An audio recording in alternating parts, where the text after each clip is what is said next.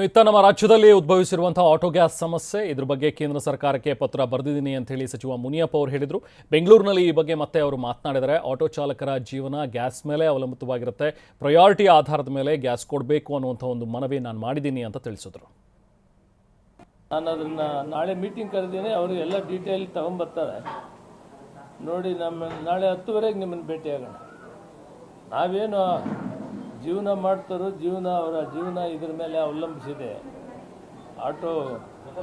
Auto ಓಡಿಸೋರ್ದು gas ಅವ್ರಿಗೆ ಅನಿವಾರ್ಯವಾಗಿ ಕೊಡಬೇಕಾಗ್ತದೆ. ನಾನು ಒತ್ತಾಯ ಮಾಡಿದ್ದೀನಿ, ಪತ್ರನೂ ಬರೆದಿದ್ದೀನಿ.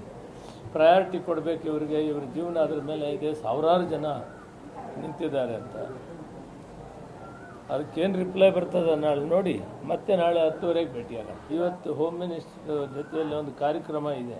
ನಾನು ಅವ್ರಿಗೆ ಹೇಳಿ ಅದನ್ನು ಬಂದೋಬಸ್ತ್ ಮಾಡೋಕ್ಕೆ ಸೀರಿಯಸ್ ಆಗಿ ಕಮಿಷನರ್ಗೆ ಹೇಳಿ ಈ ಬ್ಲ್ಯಾಕ್ ಮಾರ್ಕೆಟ್ ರದ್ದು ಮಾಡೋಕ್ಕೆ ಮಾಡಬೇಕು ಅಂತ ಹೇಳ್ತೀನಿ. ಒಟ್ಟಾರೆ ಅವ್ರಿಗೊಂದು ಪರಿಹಾರ ಹುಡುಕಬೇಕು.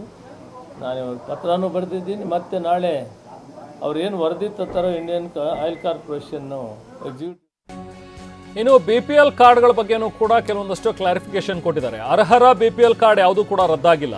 ಒಂದು ವೇಳೆ ಕಾರ್ಡ್ ಏನಾದರೂ ರದ್ದಾಗಿದ್ರೆ ಅಲ್ಲಿನ ತಹಶೀಲ್ದಾರರಿಗೆ ಅರ್ಜಿ ಹಾಕಿ 15 ದಿನಗಳ ಒಳಗೆ ಅರ್ಹರಿಗೆ BPL ಕಾರ್ಡ್ ಸಿಗುತ್ತೆ ಅಂತ ಹೇಳಿ ಬೆಂಗಳೂರಿನಲ್ಲಿ ಆಹಾರ ಸಚಿವ KH ಮುನಿಯಪ್ಪ ಹೇಳಿದ್ದಾರೆ.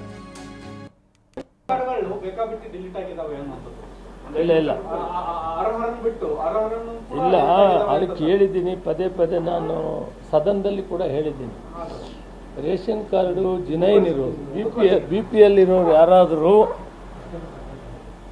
ನಿಜವಾಗಿ ಆಗಿರಲ್ಲ. ಒಂದು ವೇಳೆ ಆಗಿದ್ದರೆ ತಕ್ಷಣ ತಹಶೀಲ್ದಾರ್ಗೆ ಅರ್ಜಿ ಹಾಕಿದರೆ 15 ದಿನದೊಳಗಡೆ ಮತ್ತೆ ಅವ್ರಿಗೆ BPL ಕಾರ್ಡನ್ನು ಕೊಡ್ತೀವಿ. APL ಕಾರ್ಡ್ ಇರೋರಿಗೆ ನಾವು ಸದ್ಯಕ್ಕೆ ಏನೂ ಮಾಡ್ತಾ ಇಲ್ಲ. BPLಲ್ಲಿ ಸಾಕಷ್ಟು ಜನ APL ಇದ್ದಾರೆ, ಅದನ್ನು ಪರಿಷ್ಕರಣೆ ಮಾಡ್ತಾ ಇದ್ದೀವಿ. ಮಾಡುವಾಗ ಅಕಸ್ಮಾತ್ ಎಲ್ಲಾದರೂ BPL ಅವರು ಮಿಸ್ ಆಗಿದೆ, ಅವ್ರಿಗೆ ಅವಕಾಶ ಮಾಡಿಕೊಡ್ತೀವಿ. ಸುಮಾರು 14 ಲಕ್ಷ ಕಾರ್ಡು APLನವರು BPL ಇದ್ದಾರೆ. ಅದನ್ನು ನಿಧಾನವಾಗಿ ನಾವು BPLಗೆ ತೊಂದರೆ ಆಗದಂತೆ ಪರಿಷ್ಕರಣೆ ಮಾಡಿ ತೆಗಿಬೇಕಾಗಿದೆ. ಹಂತವಾಗಿ ತೆಗಿತೀವಿ.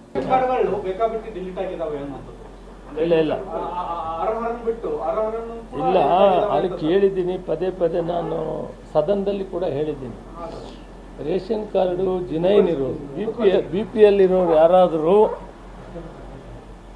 ನಿಜವಾಗಿ ಆಗಿರಲ್ಲ. ಒಂದು ವೇಳೆ ಆಗಿದ್ದರೆ ತಕ್ಷಣ ತಹಶೀಲ್ದಾರ್ಗೆ ಅರ್ಜಿ ಹಾಕಿದರೆ 15 ದಿನದೊಳಗಡೆ ಮತ್ತೆ ಅವ್ರಿಗೆ BPL ಕಾರ್ಡನ್ನು ಕೊಡ್ತೀವಿ.